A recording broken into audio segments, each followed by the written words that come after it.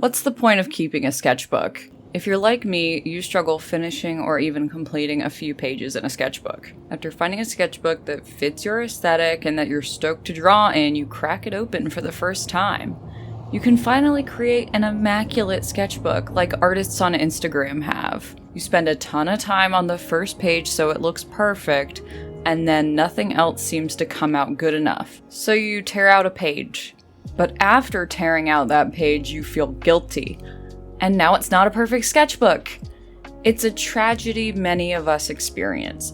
We get new sketchbooks when we haven't even drawn midway through the old ones. Today, I want to share the process of starting a new sketchbook. Last Christmas, my partner's brother and sister-in-law gifted me a moleskin sketchbook. It's beautiful. But because I have a bad track record of abandoning sketchbooks in the early stages, I was nervous to start. What if I messed up a page? Well, I'm here to tell you that in today's drawing, I make mistakes, but I learned a lot in the process. Today, we're drawing Percy Shelley, a 19th century British poet, novelist, playwright, and activist. He also married Mary Shelley, the author of Frankenstein.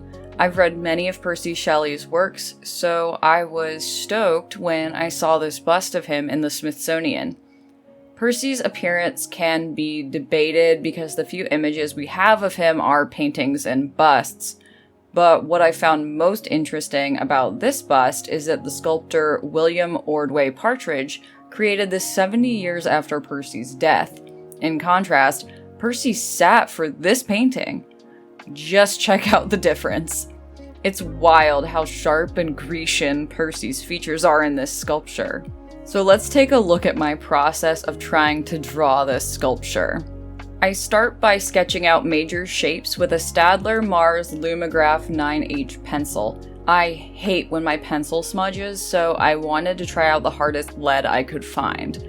This was my first time working with this pencil and it was really tough to work with.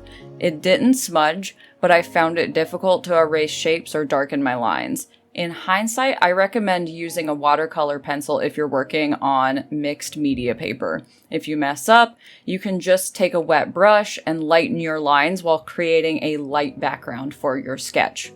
Also, you don't have to worry about smudging with a watercolor pencil. After using the Staedtler pencil, I use a light blue midliner marker and then a colored pencil to refine my shapes. Finally, I use a Bic ballpoint pen to hatch and crosshatch in order to emphasize the different values in the bust. In this part of the process, I also utilize a white Jelly Roll pen and a white Posca pen. This helps me go back in to add highlights or try to rectify any mistakes. I have mixed feelings about this sketch.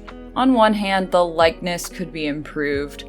The sculpture's face is longer and the chin is larger. Also, I think I went a bit overboard with the cross-hatching on the face in an attempt to quote-unquote fix the face in terms of anatomy. However, I really enjoyed drawing this and working with a variety of media.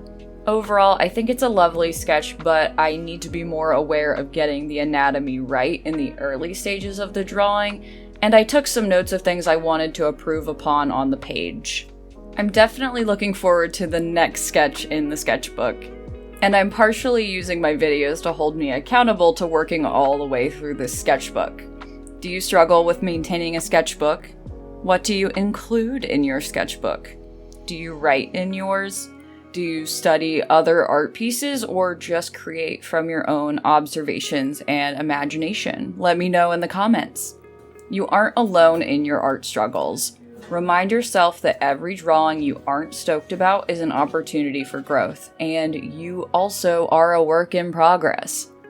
In terms of other life stuff, I just graduated with my PhD in English, and now I'm fully moved into Polly's apartment in Pittsburgh.